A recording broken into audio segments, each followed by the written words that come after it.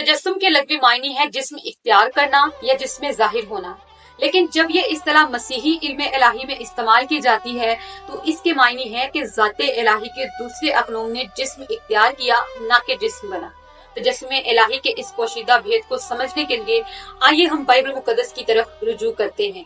मुक़द्दस यूहन्ना की मारिफत अंजीली बयान उसका पहला बाब और उसकी 14वीं आयत मुक़द्दसा में लिखा है, और कलाम मुजस्सम हुआ और फज़्ल और सच्चाई से मामूर होकर हमारे दरमियान रहा, और हमने उसका ऐसा जलाल देखा जैसे बाप के इकलौते का जलाल। पुराने अहदनामा में भी खुदा आर्जी मुजाहिर के जरिया से कभी कभी जाहिर हुआ, जैसे आवाज, झाड़ी, आग, दिन को बादल का सतून और रात को आग का सतून।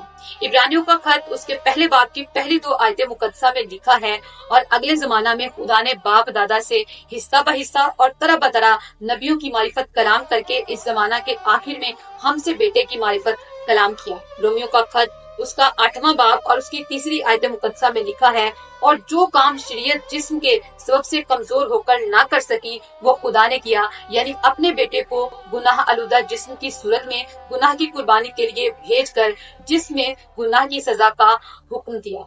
अजीजों, खुदा का कलमा जब बशरियत में ज़हूर पकड़ता है तो इंसानियत को अपने गले लगा लेता है।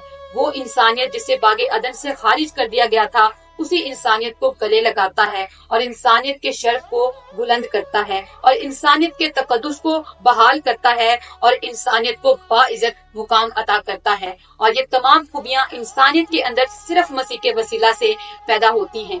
और जैसे जमीनी अदन से हम गुनाह के सबब से निकाल दिए गए थे, वैसे ही तजस्सुम इलाही के इजाज की बदौलत हम आसमानी अदन में दाखिल होंगे। तजस्सुम इलाही की बरकत के वसीला से ही हमें खुदा का कुर्ब, नवीद नजात और हयात सरमदी हासिल होती है। और अब इंसान और खुदा के दरमियान कोई फासला बाकी नहीं, कोई दूरी नहीं, कोई पर्दा नहीं, कोई हिजाब नहीं।